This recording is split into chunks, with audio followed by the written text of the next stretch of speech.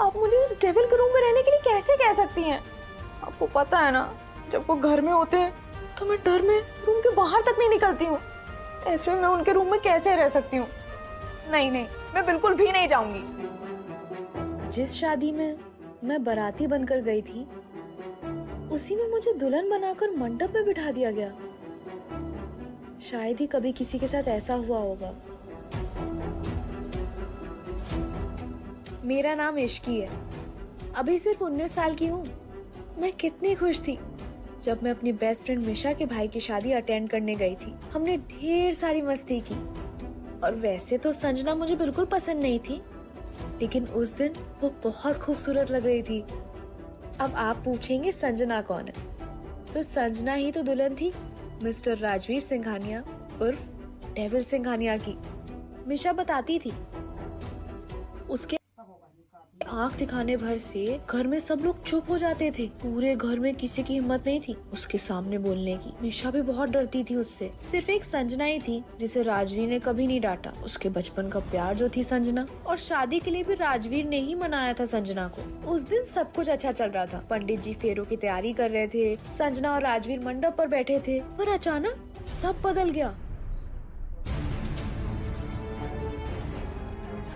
मैं राजवीर सिंघानिया की बीवी बन गई। जिस आदमी से मैं दुनिया में सबसे ज्यादा डरती थी, वो मेरे पति हैं। जानना नहीं चाहोगे क्यों? आखिर ऐसा क्या हुआ कि राजवीर सिंघानिया ने अपने बचपन के प्यार संजना की जगह 19 साल की इश्की से शादी कर ली? घर के सब लोग इतना क्यों डरते थे राजवीर सिंघानिया से? और क्या इश्की इस अचानक हुई शादी को कबूल करेगी?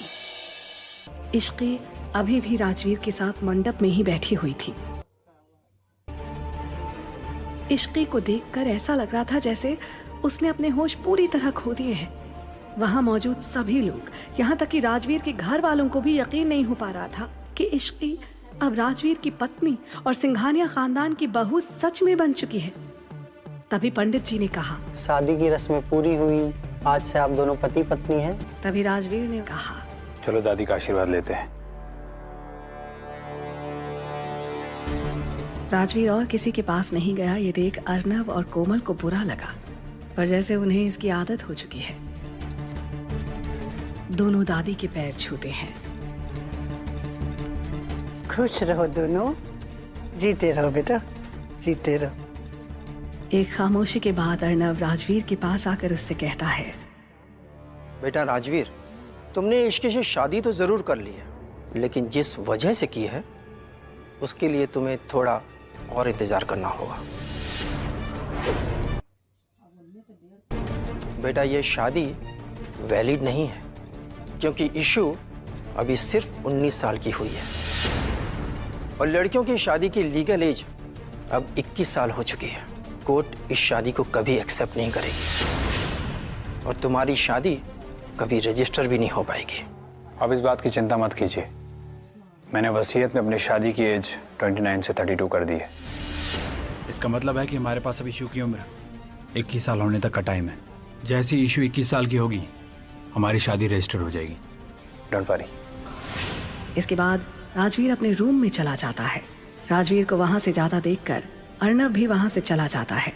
राजवीर के जाने के बाद कोमल इश्की के पास आती है और कहती है, बेटा अब तुम एक पवित्र रिश्ते में बन चुकी हो, तो इसे पूरे दिल से निभाना। पवित्र बंधन में या जबरदस्ती के बंधन में? आपने भाई को रोका क्यों नहीं? मीशा अब शांत हो जाओ, जो होना था सो हो गया।